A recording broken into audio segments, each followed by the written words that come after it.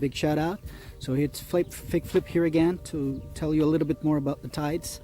Tides is a very extensive subject, a very long subject, something that demands a lot of research, and certainly just one video like the previous video I made is not going to be enough. So I'm recording a little bit longer, a little bit more for you, a little bit more information.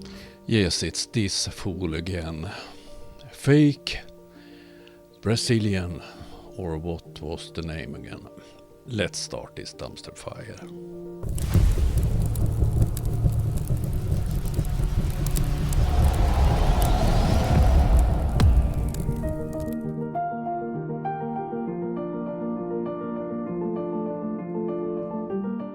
Last week I made a debunk video of this Brazilian fake flip. I found it on No Fanfare's channel, and I have had some discussions with both of those fools, and then I made one more video about this nonsense, and now both of them have made their replies. First, let's have a look at No Fanfare's reply to my debunks.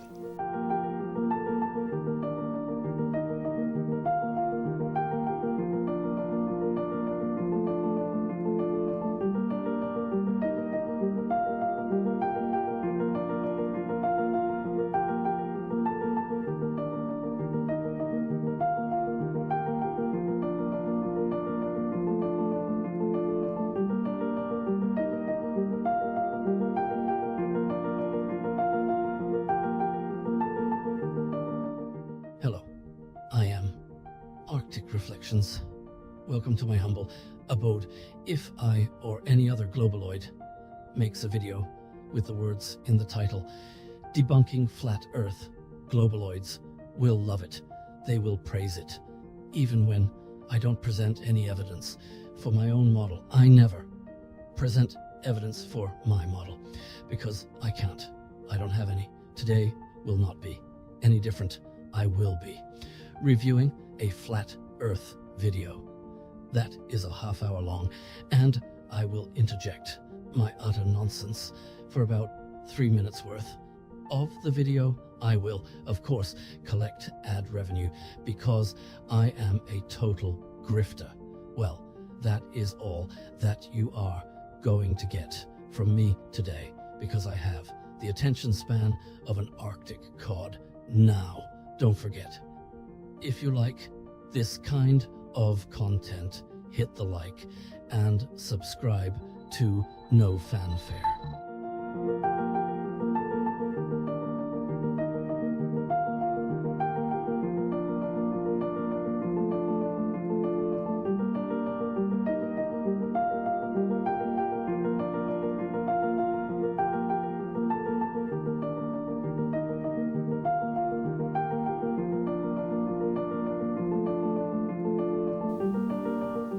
He didn't address any of the things I mentioned in my video. He didn't talk about tides, but in some way he thinks he debunked me.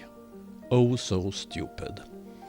And then we have the next video. This one is from the Brazilian himself. It's almost as stupid, or perhaps more stupid than the first video. This is a quite long video, can be quite boring, but I wanted to address the whole video so that I will not be accused for cherry picking. Let's start. Okay guys who follow No Fanfare's channel, my big friend No Fanfare from Coffs Harbour in Australia, big shout out. So it's Fake Flip here again to tell you a little bit more about the tides.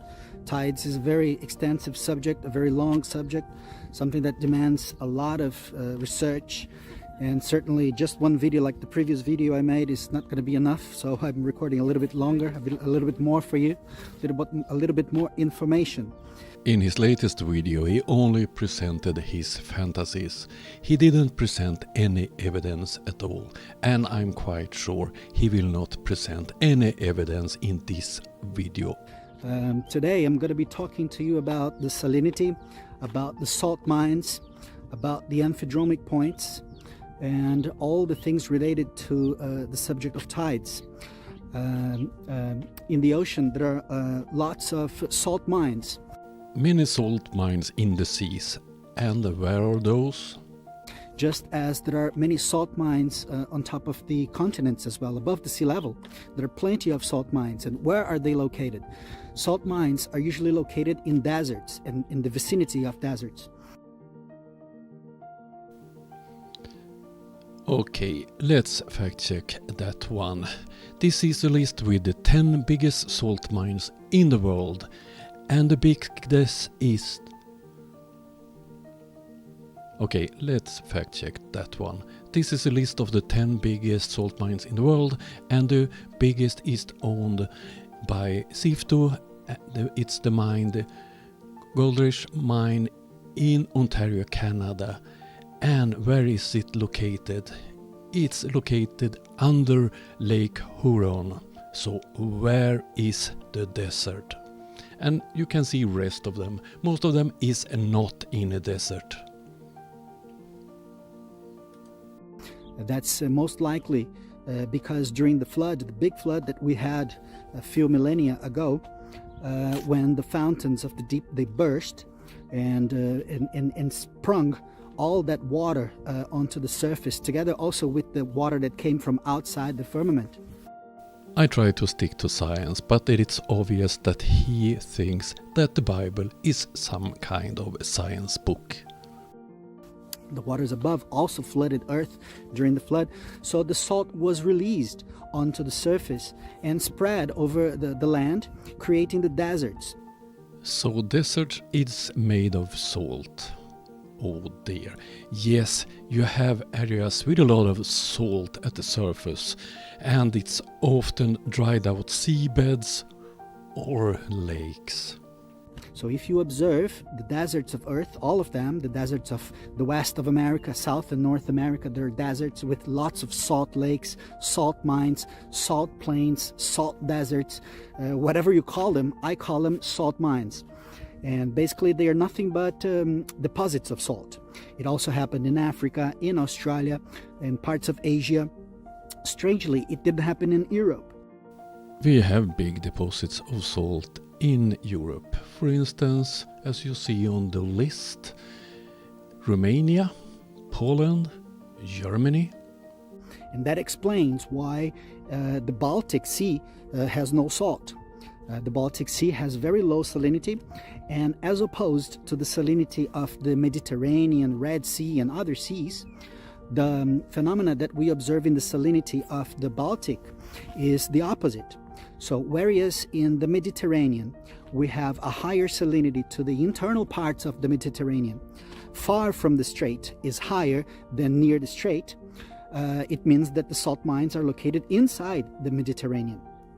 Now, in the Red Sea, it's the same thing. The salinity is higher to the inside of the Red Sea, and then it's lower near the strait. It's the opposite in the Baltic. The Baltic, we observe that the salinity is higher close to the strait. So it's a higher salinity near the straits in Denmark, and lower to the inside, so gradually lower to the inside. So it means that underneath the Baltic Sea there are no salt mines. So all the salt from the Baltic Sea comes from the Atlantic Ocean through the North Sea in that region. So this is the truth about salt. And as usual, he's completely wrong. The salinity is higher in the southern Baltic Sea due to the connections with other seas, while rivers and streams up north makes the water having a lower salinity, because we have big rivers in the northern part of Sweden and Finland.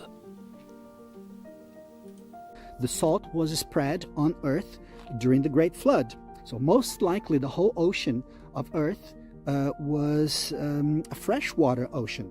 And the biggest evidence for this is the surroundings of the ocean. Antarctica is our great surroundings. It's our confinement.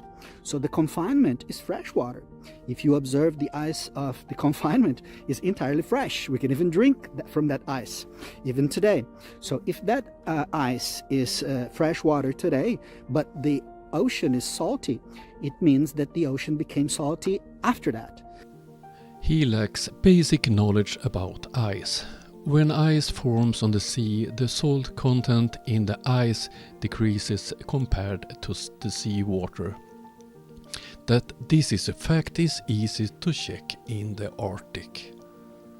First it was made fresh and then it turned salty. So that's how the salinity happens. It was spread over the continents, and it was also spread over the ocean floor. The ocean floor and the seas in general, they have salt mines, salt plains, salt flats, call them whatever you want to call. There are plenty of them. Some of them are known already after the invention of submarines. They've discovered some salt plains, salt mines, salt lakes. Our scientists call them brine pools. They're called brine pools. Basically, they're nothing but deposits of salt on the ocean floor, on the seabed. So that's where they are, and that's why the ocean becomes salty. So without the injection of fresh water, what do you think would happen? It's very obvious for those who have the logics in place. It's obvious that the ocean would become just as salty as a hypersaline ocean or sea or a lake, just like the Dead Sea, the Great Salt Lake in the United States, the Garibogoscal in Asia, or the Rakba in Senegal. It would become just too salty. Is this fool for real? Fresh water is added to the sea. You live in Brazil, Amazonas, ever heard of that one? And all the life would be extinguished from the ocean, and consequently we would die as well. So the importance of tides is notorious.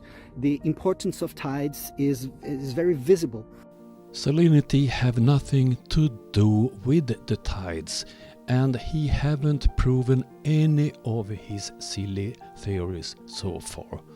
So let's move on with this big dumpster fire. In the question of salinity, and speaking about tides without speaking about salinity is nonsense when one explains the other and one justifies the other. So they are intrinsical, and it's impossible to speak about tides without speaking about salt. So having said that, it's also very important to know, for those who still wonder whether or not the springs may cause the tides or not, the springs is the only explanation to tides. It's a law of nature, has no exceptions, and all bodies of water that show tides, that have tides, all the bodies of water, they mandatorily, they must contain springs underneath and also holes underneath. And once again, he don't present any kind of evidence for any of the bullshit he's talking about in his videos. The springs, the holes, oh dear. So the holes are the amphidromic points, and it happens also in lakes. Lakes also have tides. I showed in the previous video. If you haven't watched, I recommend you scroll down in No Fanfare's channel and watch the video where I explain the tides. So lakes also have tides, and there are many types of different lakes, and the most interesting ones are the seasonal lakes called turlogs. Turlogs have nothing to do with tides.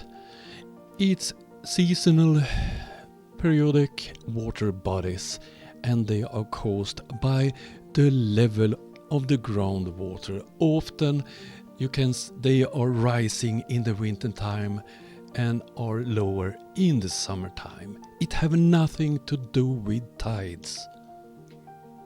So here in Europe there are plenty, actually there are turlogs. This is something that many people haven't heard about. Perhaps you have never heard about turlogs in your life. But turlogs are seasonal lakes, and they spend the summers empty and the winters full. So when it's springtime, about spring, they begin to drain. They begin to drain, and they spend then the summer dry. and then when it's autumn they begin to fill up and they spend the winters full. So this is what happens in Turlogs. And the Turlogs, they have an yearly tide, but some Turlogs, like the Caherglason here in Ireland, it's a well-known Turlog for daily tides. This one has daily tides, and it's a small lake, a small loch, as they say, like nearly a pond, but it has daily tides. So it's very important to understand that the explanation of tides in the Turlogs is exactly springs underneath and also holes in the bottom. These holes, they are called swallow holes, which drag and drain the water, or they can be holes that inject water sometimes, like springs, but they also become a drain hole. It's quite obvious that he understands the physics behind the locks, and he tries to transform it to be the same at all the seas in the world. He have no evidence for any of his claims. Of course not.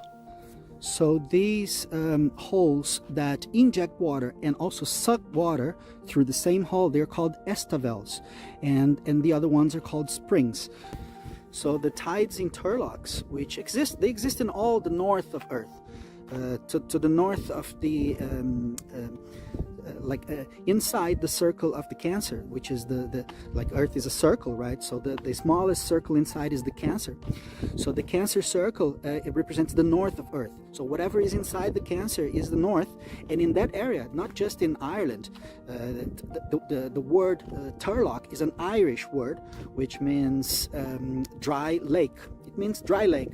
But actually Turlocks don't only exist in Ireland. Actually, one of the most interesting Turlocks is in the United States, and is called the Lost Lake. So the Lost Lake is a very interesting one because we can see the hole when it's draining. It happens every spring. Whoever lives in the United States or in the areas of the Lost Lake can see it in the spring. Many people have seen it. It's spectacular to see the water being drained down the hole inside that lake. And it happens in any other Turlock. They all have a spring and a hole. In the north of Earth, lots of Turlocks, and they spend the summers dry and the winters full. So it's an yearly tide that the Turlocks have. I can agree that those locks are quite interesting, but they have nothing to do with tides, and the explanation of the locks and the tides are not the same. So the explanation to tides in Turlocks is springs and holes, and it's the same explanation for the tides in seas and also in the ocean, because there is no other explanation to tides. You don't accept the explanation of tides, and that's not so strange because you're a member of the Flat Earth cult. You believe that the moon is some mysterious thing that is small and local, and gravity don't exist. It's a law of nature, and it has no exceptions. So what explains tides in one place also explains tides in the other place. We cannot have two reasons for the formation of tides. If you have a tide in a lake, if you have a tide in a sea, or if you don't have a tide in a sea, which is the case of the western part of the Mediterranean, Marmara, Black Sea, also the whole of the Baltic Sea has no tides. So the explanation is the presence or the absence of springs and holes. Obviously, there must be a hole, because the amount of water that is injected is just too much. It would certainly flood Earth very quickly. Very quickly, we would be underwater, given the amount of water injected, not just by freshwater springs, but also by the freshwater springs that are on the continents. Though the continents also they're filled with freshwater springs, which make our rivers. So all the rivers are formed by spring. In case you've never wondered about, in case you've never thought about, but 100% of the water available, including the water that is in our bodies, they're 70% water. 100% of the water available, including the water of the rain, the water that comes out from our taps, all the water available on Earth, including the ones making the rivers, the lakes, the seas, and the oceans, all of them, all of this water comes from inside Earth. At the moment the snow is starting to melt here in the northern Sweden and our rivers is filled up with fresh water. Through springs, and they're all freshwater springs. Very few of them are not freshwater, will contain some sort of a gas, sulfite, whatever minerals that they might contain. Some of these very strong springs that we have in depths of the ocean, they're so strong they come out with minerals, but these minerals, they are not dissolved in water.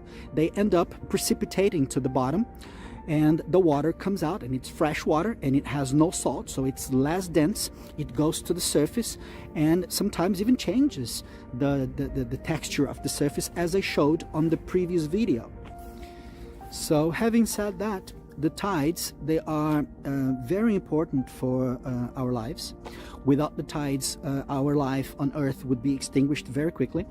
The ocean, seas and lakes, the lakes that have salt, the salty lakes, they would become too salty, and many of them are too salty and have no life inside, like Dead Sea, for example, has no life. It's not the case of the Caspian though. Salinity in the Caspian is quite low because the salt mine in the Caspian is not located underneath the Caspian. The salt mine of the Caspian is located to the side of the Caspian and is called Garabogazkal, which is a huge salt plain covered by the water of the Caspian. So basically the Caspian has small tides of about 80 centimeters to 1 meter. So the water of the tides that are created inside the Caspian are enough for the Caspian to penetrate inside the Garabogazkal. That water then becomes salty, and at low tide the water exits the Garabogazkal through the narrow. There's a narrow passage in the lake there. It's a kind of a lagoon. So that's why the Caspian becomes salty. It's not what the pseudoscientists say.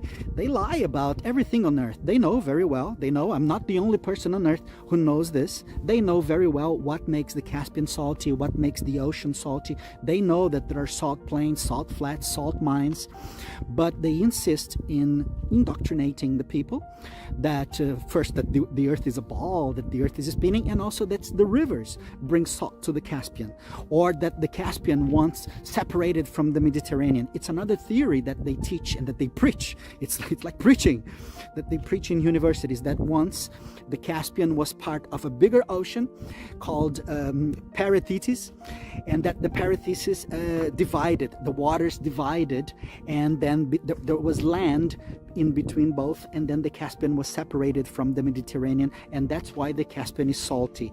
This is one of these ridiculous theories that they teach and they preach in schools and universities because they refuse to tell the truth. Obviously they refuse to tell the truth because the truth sets us free. The truth brings us closer to God. The truth brings light to the people, and that's not what they want. They want ignorant people. They want people who don't know anything and still think they are smart. So that's the reason why very few people know these things. I hope that this information has been helpful.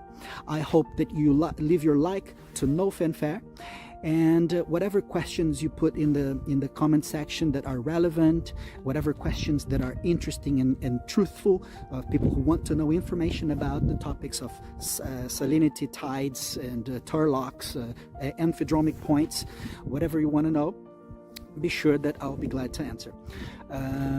Thank you very much, and see you around.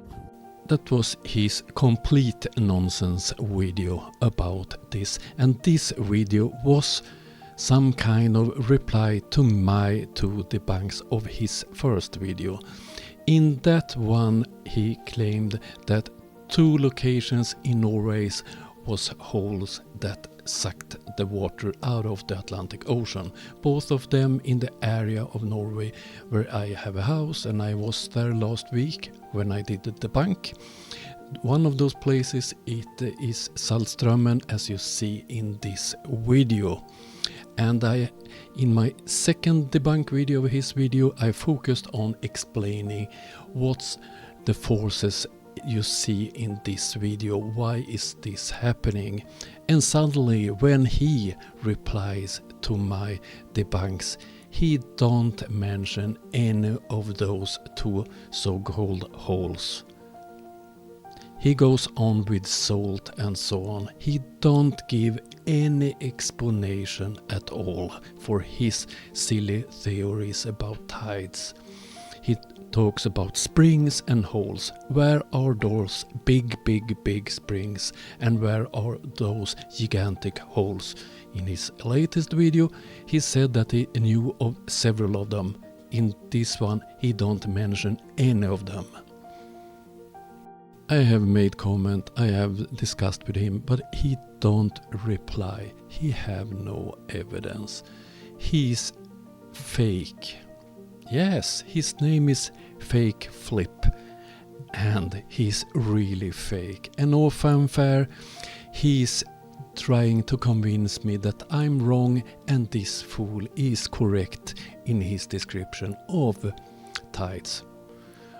Oh dear.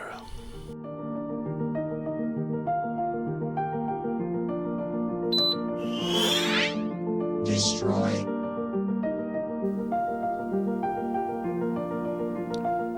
So there you had it. You have seen his complete reply. As usual, a flat earther, that's a coward. He didn't address any of my points from my debunks. Wonder why? Can it be that he is a fool that believes that the Bible is a science book? Oh dear. Hope you liked this video. I promise tomorrow I will be back with a more funny video. Have a nice day. See you soon. Bye.